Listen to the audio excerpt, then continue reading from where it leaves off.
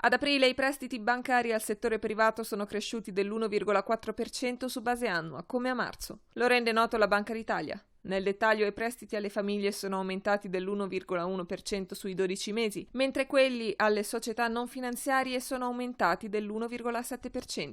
I depositi del settore privato sono cresciuti del 6,8% su base annua, contro il più 5,7% di marzo. Le sofferenze sono diminuite dell'11,4% sui 12 mesi, mentre a marzo il calo era stato dell'11,1%.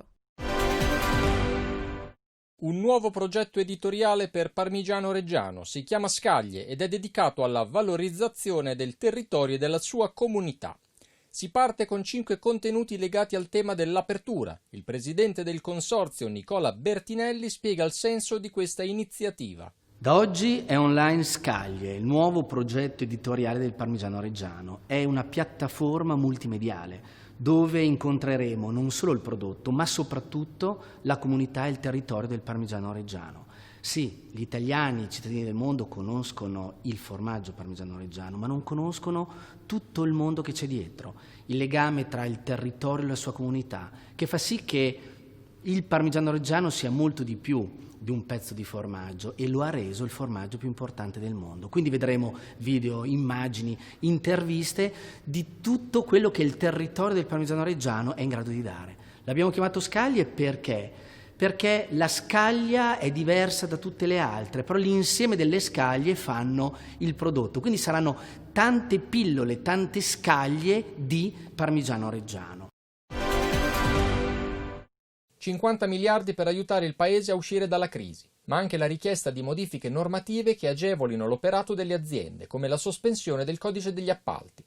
Alessandro Russo, vicepresidente di Utilitalia, nonché presidente e amministratore delegato del gruppo CAP, traccia in un'intervista all'Italpress un bilancio dei difficili mesi passati per le imprese del settore idrico. Noi abbiamo detto al governo che siamo pronti a mettere in campo 50 miliardi di euro di investimenti, che vorrebbe dire far ripartire l'economia o quantomeno dare il nostro contributo. Gli investimenti in Italia troppo spesso non si fanno per via delle normative, per via di leggi troppo lente che mettono in difficoltà aziende come le nostre nel portare avanti i propri obiettivi. Quindi abbiamo chiesto al governo non soldi, perché a noi non servono soldi, abbiamo chiesto al governo norme, o meglio, non norme, qualcosa che ci aiutasse a agevolare, come ad esempio la sospensione del codice degli appalti o alcune attività di questa natura. Devo dire che ho notato con piacere che anche il lavoro fatto dal gruppo di esperti guidato da Colau avanza delle richieste che in qualche modo sono molto simili a quelle che la nostra associazione ha sollevato. Dal 1 luglio cambiano in Italia i limiti per l'uso del contante, previste sanzioni per chi trasgredisce.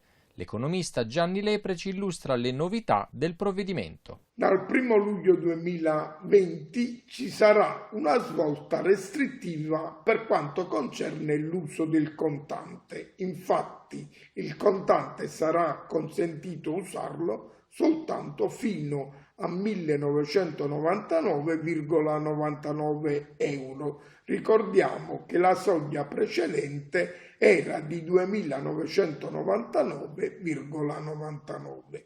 Tra le altre cose, dal 2022 la soglia scenderà addirittura a 999,99.